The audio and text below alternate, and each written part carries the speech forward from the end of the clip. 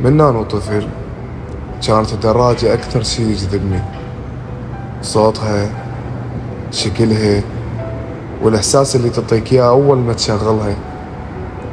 كل ما أشوف وحدة تفوت بالشارع أبقى أباوع عليها وأتخيل نفسي بمكان صاحبها. كبرت وكبر وياي هذا الحلم، بس المشكلة مو بالدراجة، المشكلة كان شلون أقنع أهلي بيها. كل ما أفتح الموضوع أسمع نفس الجواب اللي هو يكون لا. لا لأنهم يكرهون الدراجات، ولا لأنهم ضد أحلامي، بس لأنهم يخافون علي. وأعتقد أي شخص يريد يشتري دراجة أكيد مر بنفس الشي، بين حلم أنت تريده وبين خوف الناس اللي تحبك عليك. فاليوم راح أحكيكم شلون قدرت أقنع أهلي، وشنو الأشياء اللي غيرتها بنفسي حتى أوصل للي أريده. انت من تريد تقنع اهلك تشتري دراجه؟ قنعهم بسلامتك. انا محمد علي، محتواي دراجات وكل ما يخص البايكر. نجي على شابتر ابوك، شلون تقنع ابوك؟ بالبدايه نجي على اسباب رفض الفكره. ليش ما يقبل تشتري دراجه؟ ابوك ما رافض فكره الدراجه، رافض لسبب خوفه عليك. انت من تريد تقنعه؟ قنعه بمسؤوليتك تجاه نفسك، استقلاليتك وحرصك. هو ما رافض من ناحيه الماده يابا خليني اسولف انا. هو ما رافض من ناحيه الماده، رافض بسبب تهورك وعدم نضجك وعدم انتباهك لنفسك. اذا تريد تقنعه بدايه واهم شيء قنعه بامانتك. امنه من ناحيه مواصفات الدراجه، من ناحيه رفقك بيها، من ناحيه اطعام الحيوان. امنه على سلامتك الجسديه، امنه واهم شيء على سلامه صحبتك انت. يعني مو كل يوم طلعات وضحك وصياح واستهتار. خليه يشوفك مسؤول، تشتغل، تلتزم، تهتم بدراستك وبشغلك. هاي الشغلات تطمنه اكثر من 1000 كلمه. وهم لا تجي وتقول لك كل الناس عندها دراجات. هو ما مهتم للناس، هو مهتم لك، خايف عليك. واذا تريد تقنعه فعلا شوف شنو يعني دراجه، مو بس شكل وصوت الدراجه. ترى الدراجه مسؤوليه.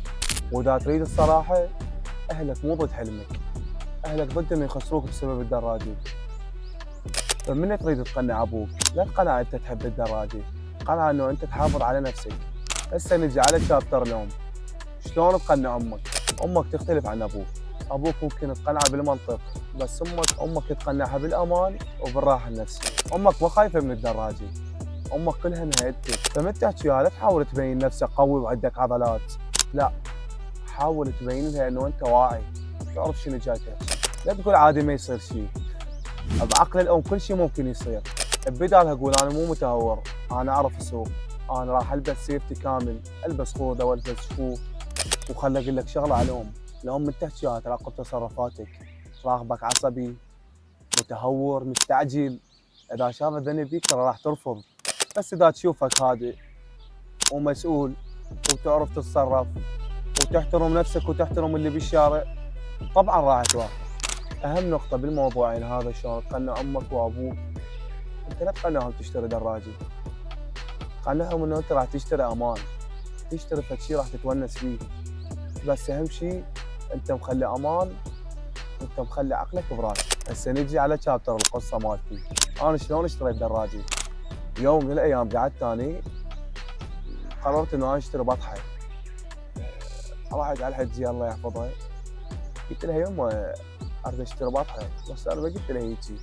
بالبدايه جيتها بسواسي وكذا وتقنيع وخوش ولد ومؤدب وهاي. قلت لها يما اريد اشتري بطحه. باعت علي، قالت لي لو انا لو البطحه بالبيت. كانت كلش رافضه، خايفه علي، تحسني مو مسؤول، تخاف علي من الشارع، هواي امور. تعرفون انتم عقليه الام.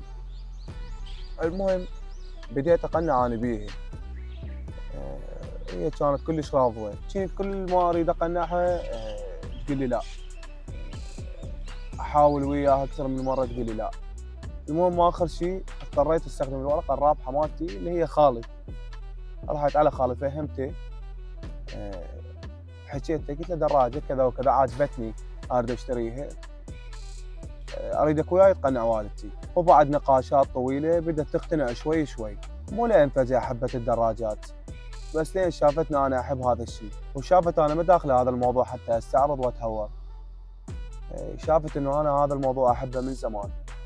وقت انا فهمت شغله، الاهل مرات مو يرفضون حلمك، هم يرفضون الخوف اللي بداخلهم. فبديت اغير اشياء بنفسي، هديت اكثر، صرت اوعى، صرت ابين قدامهم ان انا مسؤول، اهتميت بشغلي، اهتميت بنومي، واهم شيء حسستهم بالامان. وراها صار اليوم اللي وافقت بيه امي، وانا لحد هسه اتذكر الشعور اللي رحت بيه اشتري الدراجه. كانت اول دراجه الي اتذكر اف وراي 600 محركه، دراجه مرعبه. هاي الاف وراي كلش تونست بيها، افتريت بغداد كلها بيها، طلعت من بغداد للسليمانيه بالبطحه، او رجعت بالبطحه من السليمانيه لبغداد. تونست كلش بهاي الاف وراي. اخر شيء اهلي امنوا بي، وامنوا بعقلي، وامنوا بتصرفاتي. اخر شيء كسبت ثقتهم لاهلي، واهم شيء كله بهذا الموضوع الثقه.